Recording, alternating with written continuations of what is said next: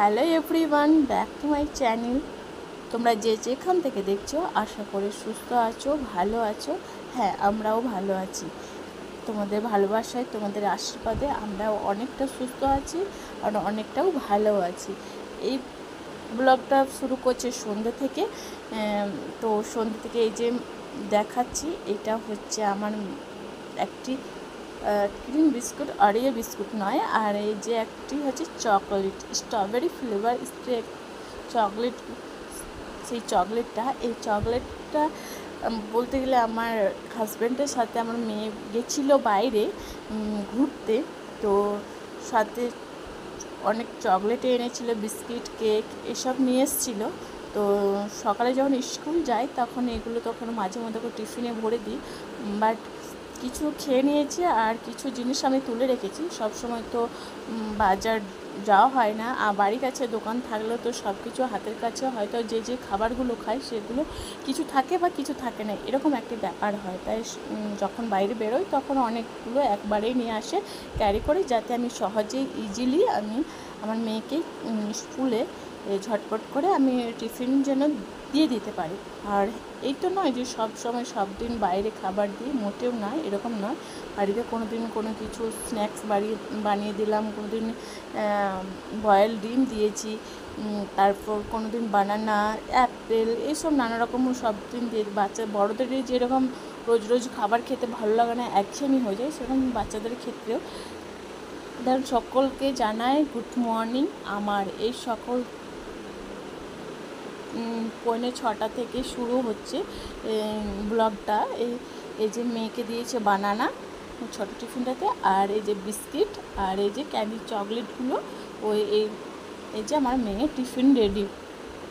সকালে উঠে মেয়েকে উঠায়, একবার নড়িয়ে দিই, মাম্মাম ওঠো, তো উঠে যায়। আর এই যে এটা জলের বোতল, মেয়ের ড্রেস বের করে দিয়েছি, আর ব্যাগটা গুছিয়ে আমি রাত্রে রেখে দিই, কারণ যাতে আমার সকালে যেন আর টেনশন যেন না হয়।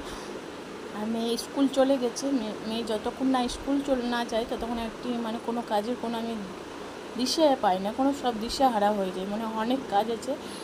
আর আমাদের এসিটা কিছু একটা প্রবলেম করছে, তাই এই যে বারান্দায় শুয়েছিলাম, আর মেয়েদের এই পটিটা ধুয়ে দেব। আগে বিছানা তুলে দিলাম, আর বিছানা এই সোফার মধ্যে রেখে দিয়েছিলাম, আর পটিটা এই বাথরুমের মধ্যে যে ইউরনটা আছে সেটা ফেলে দেবো, দিয়ে ভালোভাবে পরিষ্কার করে দেবো। তাহলে আমার বাসি বিছানা কাজটা কমপ্লিট হয়ে যাবে। আর মেয়ে গেছে 7টা নাগাদ। হ্যাঁ, এখন 7:15 তো ওদের ক্লাস শুরু, যেহেতু একটু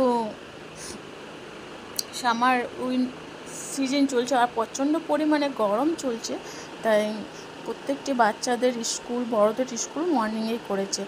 তারপর এই যে ফ্রিজে দেখলাম 4 পিস মাছ ছিল, তো এই মাছটা আমি যে সর্ষে দিয়ে ঝোল করেছে। হ্যাঁ, আজকে কোনো তেঁতুল বা কোনো আমের টক ব্যবহার করিনি, আজকে শুধু সর্ষে, জিরে, কাঁচা লঙ্কা দিয়ে আজকে রান্না করেছি সিম্পলভাবে। আর এই যে একটি শুক্তো করেছি, আলু, বেগুন, কুমড়ো, ঢ্যাঁড়স, উচ্ছে এইসব দিয়ে একটা শুক্তো করেছি, ভাজা, একদম ভাজা ভাজা টাইপের।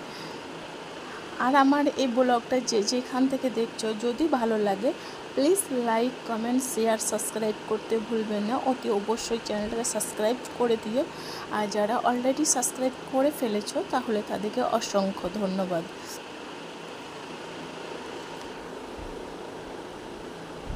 দেন তারপরে এই যে এটা করেছি।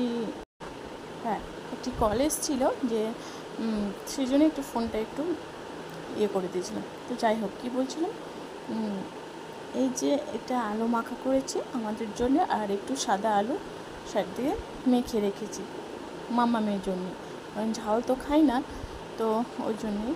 আর চিকেন মাংস খেতে খেতে না, সত্যি কথা বলতে, কষা মাংস, কাঁচা লঙ্কা, ধনে পাতা, এইসব কষানো মাংস, সমস্ত মাংস খেয়ে স্বাদটা মানে আর কোনো তরকারি খেতে ভালো লাগছে না, এরকম একটা ব্যাপার। তাই ভাবলাম আজকে লোহার কড়াইয়ে, এই কড়াইটা ছোট্ট একটি কড়াই, এটা বেসিক্যালি ভালোভাবে ইউজ করা হয় না, খুব কমই ইউজ করা হয় ভাজাভাজির জন্যে, মানে কোনো ছাকাছুকি করার জন্যে, ফুচকা পাঁপড় এসব। তো এটাই আজকে মুরগি মাংস, এটা আজকে ছোট ছোট টুকরো করে আগে সেদ্ধ করে এটা ভাজা করেছি পেঁয়াজ দিয়ে একটি। আর নিয়ে এসেছিলো মেয়েকে যখন স্কুল ছাড়তে গেছিলো, তখন বাজার থেকে ও মোড় থেকে পেরিয়ে এসেছিলো, তখন খুব টাটকা টাটকা ফ্রেশ শিশুনি শাক দেখতে পেয়েছিল। হ্যাঁ, তো সেখান থেকে শিশুনি শাক কিনে নিয়ে এসছে। তো শিশুনি শাকটা ভেজেছি আর রসুন থাকলে দিয়ে দিচ্ছি, ব্যাস। এটা কাঁচা লঙ্কা আর কাঁচা পেঁয়াজ দিয়ে আর কাঁচা সরষের তেল দিয়ে লবণ দিয়ে এটা মাখলে হয়ে যাবে রেডি খাওয়ার জন্য।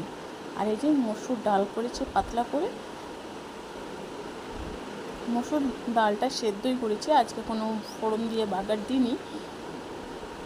আর শাকটা একটু তুলে রেখেছি, কারণ হাঁড়ি পাতিলায় এই যে অবস্থা, এগুলো সব আমি যেগুলো খাবার, যেগুলো দুপুরে খাওয়া হয়ে যাবে, সেগুলো আমি একটি জায়গার মধ্যে তুলে নিয়েছি। আর যেগুলো দুপুরে এবং রাত্রে একটু ভরা তরকারি করেছি, সেগুলো আমি হাঁড়ির মধ্যে রেখেছি। রান্নার কাজ তো কমপ্লিট, এটা ধোয়াধুয়ি পরিষ্কার করা ব্যাপারটা আছে। তো এই যে আমার সমস্ত রান্নাবাটিগুলো, এগুলো সব গ্যাসের যে চুলোর যে ইয়েগুলো, তো চায়ে খেয়েছি 10টার সময় টিফিনের জন্য। 10টাও হয়নি আমার রান্না করতে, মেয়েকে স্কুলে ছাড়তে সকালে, যখন যেহেতু অনেক সকালে উঠি 5:30 নাগাদ, তো মেয়ে টিফিন করতে করতে 6টাতে হয়ে যায়। দেন মেয়ে স্কুল থেকে চলে এসছে, মেয়েকে তো খাইয়ে দাইয়ে ঘুম পাড়িয়ে দিয়েছি। তো হ্যাঁ, প্রত্যেক দিন রোজগার দেখতে হয় মাদের প্রিন্সে, যে বাচ্চা ঠিকঠাক জল খেয়েছে কি না, টিফিন খেয়েছি না, টিফিন ফিনিশ করেছে কি না। হ্যাঁ, কিছুদিন দেন পেরেন্টস দিকেও ঠিকঠাকভাবে খেয়াল রাখতে হবে যে তোমার বেবিরা ঠিকঠাকভাবে জল টিফিন খাচ্ছে কি না, সব দিকে নজর রাখতে হবে। আর এই যে টিফিন আমি ওয়াশ করি বলতে, এই ভিম ওয়াশ দিয়ে আমি, আর এই ছোপটা দিয়ে আমি ওয়াশ করে, হ্যাঁ, এই পাউচটা স্পেশালি আমার বেবির জন্যে আমি আলাদা করে এই বেসিনের কাছে, মানে যেখানে আমি ধুই সেখানে কিন্তু এই পাউচটা আমি রেখে দিয়েছি। আমরা যেগুলো রান্নার কাজে যে ভিম বাটার যে ইউজ করি, সেটা কিন্তু আমি এই সঙ্গে কিন্তু আমি অ্যাড করি না। এটার জন্য একটু আমি ছোট্ট একটি, হ্যাঁ, এই পাউচটা বেশি দাম নয়, মাত্র 20 টাকা একটি পাউচ, তোমার প্রায় 1-1.5 মাস তোমার চলে যাবে দিব্যি, তুমি যেভাবে ইউজ করবে। আর সপ্তাহে আমি একদিন বটলটাও ওয়াশ করি। আর আম নিয়ে এসেছিলো, তো খুব পেকে গিয়েছিলো, তাই এই ঝুড়ির মধ্যে রেখে দিয়েছিলাম আমগুলো। আর আমগুলো প্রচণ্ড পরিমাণে মিষ্টি, মানে মিষ্টি যাকে বলে, খুবই কিন্তু মিষ্টি, অতিরিক্ত মিষ্টি। তাই মিষ্টির কারণে এখন ড্রো মাছি এইসব তো লেগেই যাচ্ছিলো, তাই একটু ঠান্ডার মধ্যে রেখেছি যাতে 2 দিন খেতে পারি এই আমগুলো। আর ফ্রিজে রাখলে, ফ্রিজে যে আমের গন্ধ, পেয়ারা গন্ধ যে একটি ফ্লেভারটা থাকে, সেই ফ্লেভারটা না আমি একদম নিতে পারি না, তাই ফ্রিজের মধ্যে আমি রাখি না।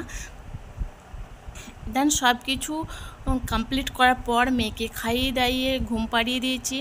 হ্যাঁ, এসব করতে আমার এখন বাজে ঘড়ির 12টা। তো এবারটা স্নান করার টাইম, তো স্নান করে নিয়েছিলাম। তারপর ভাবলাম কিছু প্রচণ্ড পরিমাণে গরম লাগছে, তো মুখটা একটু ভাবলাম যে ঠান্ডা জল দিয়ে ধোবো, তো কিন্তু স্নান করে নিয়েছি। তো স্নান করার পর আমি এই মুখে ফেস প্যাকটা লাগিয়েছি। আর চেষ্টা করবে স্নান করার আগে এরকম ফেস প্যাক লাগানোর, সপ্তাহে 2 দিন লাগাও। আর এই গরমের মধ্যে নিজেকেও তো একটু কেয়ার করতে হবে। তো এভাবেই আজকে আমার দিনটা গেছে।